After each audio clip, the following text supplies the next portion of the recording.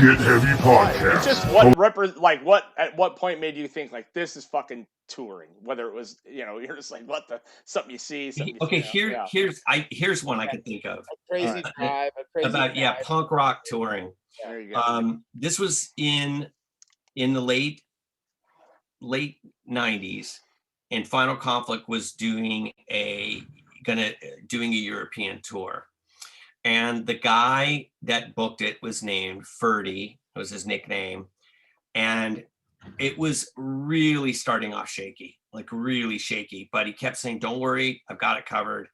And he was like, the end result is we, and this was lessons learned, was we fly out there. He paid for the flights, and he said, and when we get our tickets, we're like, these are only one-way flights. He goes, don't worry about it.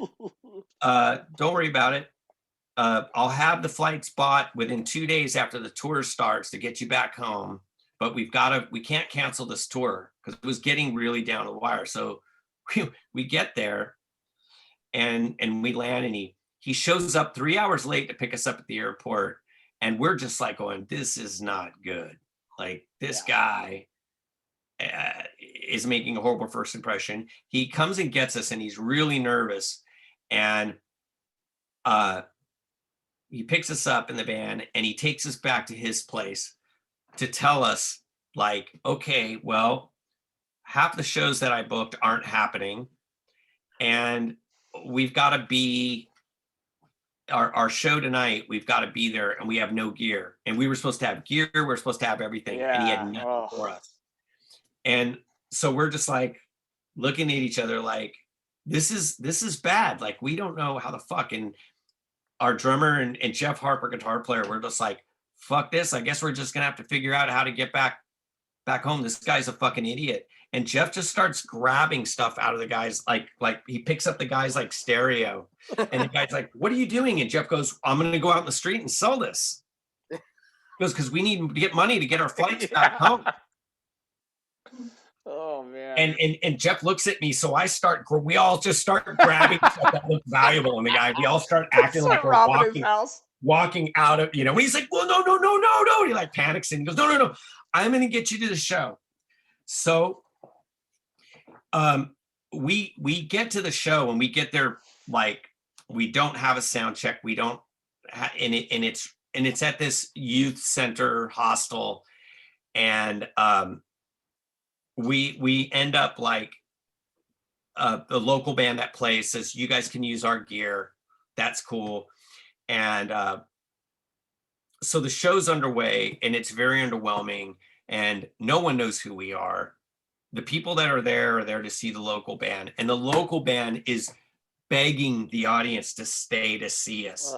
And the whole time we're going, what do we get ourselves involved with, this fucking guy? And so we do this, we play, and it's just like playing in a rehearsal room to your friends.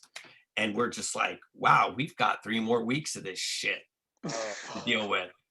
This is what it's going to be like. And meanwhile, this guy that booked our tour is just scrambling and freaking out because he's still got to figure out what we're going to do for gear. And we start freaking, look, we'll just use other bands. And so the guy that was doing sound at the youth center was a really nice guy. And he said, hey, can you come over here? Like, I wanted to talk to you. And I'm like, yeah. And he pulls it privately and just basically says, look, this guy you're dealing with is a fucking moron. He's a known fucking moron. What did he promise you? And I discussed it with him. He goes, yes, he does this all the time. And I'm like, oh God. He goes, tell you what, cancel your tour tonight and I will rebook you a tour. You come and you stay with me and I will rebook your tour. So we tell Ferdy, like, hey, we're bailing. Fuck you and your tour. And he's like, what? And we're like, we're leaving. He goes, well, how are you going to get to the United States? And we're like, I don't know. We'll fucking work it out, but fuck you. And he goes, well, what about my money? I paid for you guys to come out. We're like, once again, fuck you. Yeah. And you fucking, and Jeff just laid into the guy. And Jeff's not a big, tough guy. Jeff's like 5'4". Yeah, Jeff, and Ferdy's towering over him, but Ferdy is afraid of Jeff. And he goes, you lied to us. You brought us all the way out here. Now we're finding out that you got a shitty reputation with people. And that's one of the reasons why we couldn't get shows, because no one, we're thinking, you're telling us we got shows canceled because no one wanted to book us. We're finding out that no one wanted to deal with you. Yeah. So we cram into this sound guy's car. It barely holds 4 people. There's 5 of us in it. Yeah. And we literally, like 3 of us in the back seat of it. It was a Volkswagen Golf. And we drive, I don't know, 2 hours to Dortmund was the city he lived in. And he immediately, like, this guy immediately just puts us on point. He goes, Ron, all right, he lets us stay at his house. He feeds us for 3 days and rebooks a tour for us. Wow. He calls every promoter for the shows that we have, and he decides, he renegotiates and decides either like, you're going to do this one. No, you're not going to do this show. This one's not worth your time. It's too far away. And then he just finds shows on a route, and we jump on the shows, and they add like 2 marks to the door price. And that's what we're going to get. We ended up jumping on a lot of shows with Avail, who are out there at the same time. We jumped on some shows with this other East Coast band called Serpico that were touring at that time. And I wrote a letter, and this was kind of zine time and newsletter time. Like the internet was really a big thing then. And I wrote a letter that explained our story. Robert translated it to German and got them duplicated and started distributing them to all these local hardcore people, telling people what happened to us, basically rallying the troops. Mm-hmm. Halfway through this rebook tour, we had all our money to fly back home. Oh, wow. Wow. And we had merch and stuff to sell. And we just would go from show to show. And Robert would figure out a way. We never had a van. He would find friends, and we would literally, like, there was a couple times where we would do like 6-hour drives in a tiny, tiny car with guitars and merch across us, and get to the show. And people would, like, I remember one time we got out of the car, and it was literally like clowns getting out of the car. And all of a sudden, like, the promoters of the show, like they look at us as we're coming out, and one of them goes, "Are you guys Final Conflict?" And we're like, "Yeah." And he goes, "Oh, because we were just wondering when you're going to show up." And then we were joking to each other, like, "Look, that's probably them right now in that tiny car, and they're gonna come out like a clown car." But we weren't serious. But it's really you. But that guy's name was Robert, and he had his own booking agency called Gate to Hell at that time. Okay. And he saved our ass. It's amazing, and man. literally rebooked it just by getting on the phone, calling people, calling favors. And we had shows, and we got our money, bought our flights home. See, and that I feel that right there speaks like more to our larger punk rock community. Yeah. On both ends of that. Right, dude. Of him going like, hey, fuck this guy, realizing that you guys are in fucking need. And he didn't know us. He knew who the band was. That's why he agreed to do sound, because he wanted to see us. Right. He saw these guys have made a big mistake, and I gotta help them. Yeah. You know? I mean, he could have just said, like, "Good luck, guys. Bummer." You know what I mean? But that's that punk rock shit, dude. You know what I mean? That's the punk rock shit right there, you know? But then also on your guys' end of not just going like, fuck it, we're gonna credit card our asses home and fucking tuck, you know what I mean, tuck tail and run.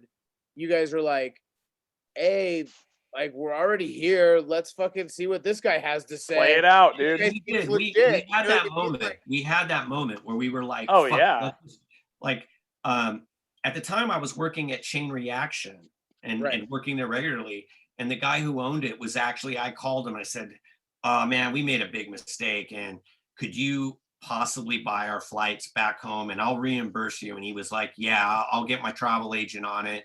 Get you guys, you know." And I was like, "Okay, just hold off. I just want to make sure that if we do need this to happen, that you can do it." And then we had the, you know, like, you know what, we're here. Let's stick it out. Like, if this guy can do what he says he can do, we'll regret this. And it ended up being awesome. Yeah, that's amazing, man. Yeah. You know, we took Damn, 2 Ron, days for off. not remembering a story off the top of your head, you just told the best one ever, dude. That's I mean, amazing. that's a pretty good. That's That's pretty just a good. amazing. That's just a Hell cool yeah. story of like shit falling apart, which it does All the time.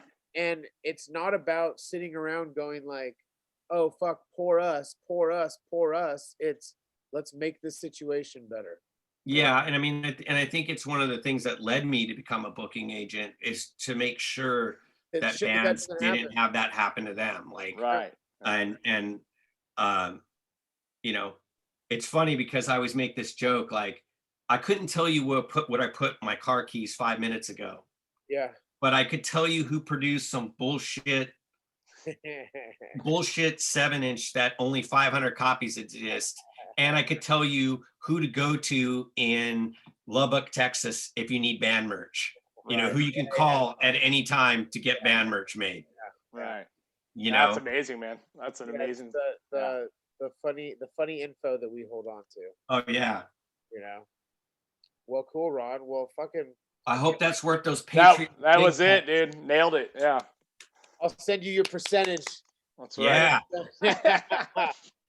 Thanks, Send Ron. Send it to my OnlyFans. Yeah, There you send go. it to my OnlyFans. Beautiful, man. Again, thanks, Ron, man. It was really good to see you. Yeah. We'll be talking soon. Yeah, I appreciate you wanting me to do this, man. It's nice. I think it's important that we do, especially since we're all quarantined, that we everybody communicates and stuff. Yeah, definitely. But I am going to text or call you tomorrow to talk to you about future shit. Okay, cool. Because everyone's worried that you're not going to tour manage now. I'm totally going to tour manage. So. Okay, that's good to know. Yeah.